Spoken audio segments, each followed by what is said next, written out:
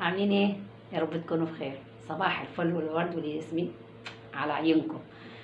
النهارده انا كنت لابسه ونازله الصبح، فكنت رايحه منشيه الصدر. فطبيعي ان انا بركب المترو عشان اروح منشيه الصدر. فهي حصلت حاجه، فانا كنت حابه ان انا اتكلم عليها. حصل ايه يا مريان معاكي؟ حصل ان انا كنت مستعجله وركبنا. هو ما حصلش معايا، هو حصل مع حد تاني، بس الموقف حصل قدام عيني. والتليفون من الزحمه انا ما عرفتش اطلع ولا اصور، لان كانت الناس في المترو لازقه في بعض. عارفين يعني لازقه في بعض؟ إيه، فانا كنت نازله مع السلاليم ولحقت المترو. ما بننزل ونازلين نجري مع السلاليم، فبتقابلك اي عربيه بتركبيها. ماشي تمام. فنزلت ركبت عربيه المترو بتاعت الرجاله. تمام. إيه، لقيت كان في واحده واقفه، بنت عماله تتكلم في التليفون، مش عارفه بتتكلم تقول يعني عماله تتوشوش، وفي ولد وراها. فالولد هو سامع كل كلمه هي بتقولها. فانا ما مديتش مصدر اهتمام، لان ياما كتير بنشوف من الناس دي يعني. فهو الواد بدأ يتحرش بالبنت. البنت صبرت عليه مرة واتنين. الواد افتكر ان هي خلاص مبسوطة، او ان هي مش هتتكلم تطور. فراحت البنت مدياه بزغد في قلبه. الواد وقع في الارض كان هيفرفط. عارفين يعني ايه كان هيفرفط؟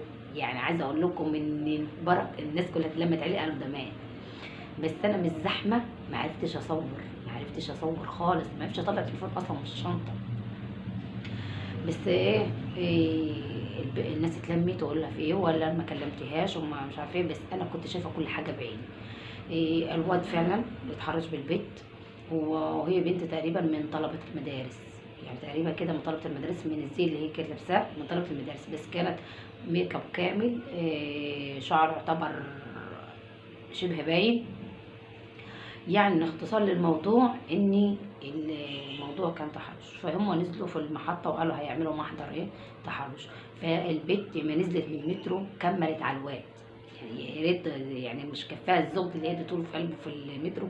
كملت على الواد كان يعني نزلت فيه ضرب وشدته من شعره وقطعت له القميص وبهدلت الدنيا. فعايزه اقول لكم ان اي واحده بتتكلم في التليفون محدش ليه دعوه. يعني انا مش عشان بتكلم في التليفون تفكرني ان انا مش مظبوطه، او مثلا عادي ممكن تكون بتكلم خطيبها، بتكلم حبيبها، بتكلم اخوها، بتكلم اي حد. مش لازم يعني دماغك تروح حته تانية. فعشان كده انا بقول ليه كل واحد يربي ولده قبل ما يربي بيته. التربية مش بيته، مش هربي بيتي بس، لا هو ربي الواد. انا لو ربيت الواد على الصح والغلط، وربيت البيت على الصح والغلط، هيطلع محترمين ويطلع سويين وصحيين، ومش هيطلع في اي مشاكل. بس انا شفت قدامي الموقف ده، فانا حبيت اقوله لكم. وهقول ايه؟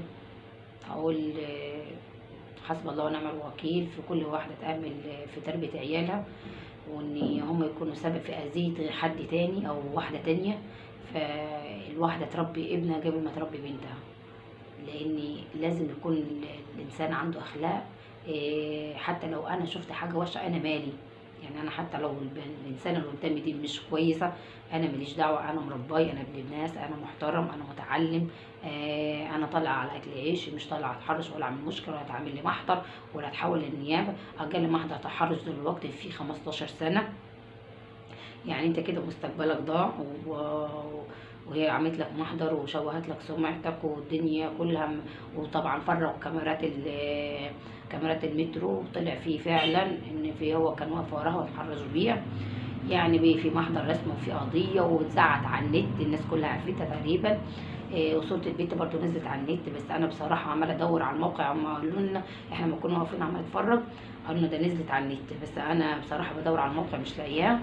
بس يعني هي الحوادث دي بتحصل كتير على فكره، مش حادثه ولا اتنين ولا تلاته، ده على طول باستمرار بتحصل. فعشان كده بقول كل واحد يربي عياله عشان هو نفسه ما يتعرضش للإهانة من عياله، عشان عياله ما عرفش يربيهم. يربي ابنه عشان اللي بيجيب له نصايب من بره. البنت ايوه مقدور عليها، لكن الواد انت هتعمل اللي انت شايفه. الواحده بتقول لك جبت ولد ظهري اتشد. ظهري ايه اتشد؟ قالوا في ولد ظهر اتشد واتسند، سند عليه على نصايب وغلب وطين وبلاء ازرق، اتشد عليه اهو، اتحبس، مستقبله ضاع، اتعمل له محضر، بقى عنده سبع، ويا ريت سبع تشرف، ده سبع تحرش. كل واحد يربي عياله ويتقي ربنا، عارفهم الصح من الغلط، عارفهم ربنا بيقول ايه في دينه. يعني اكيد يعني الدين المسيحي او المسلم ما بيحرضش على التحرش ولا على اي حاجه من الحاجات الغلط دي. فعشان كده كل واحد يربي عياله. وده كانت كلمة بسيطة بس أنا حبيت أطلع أقولها قبل ما أغير هدومي، ومن الموقف اللي أنا شفته.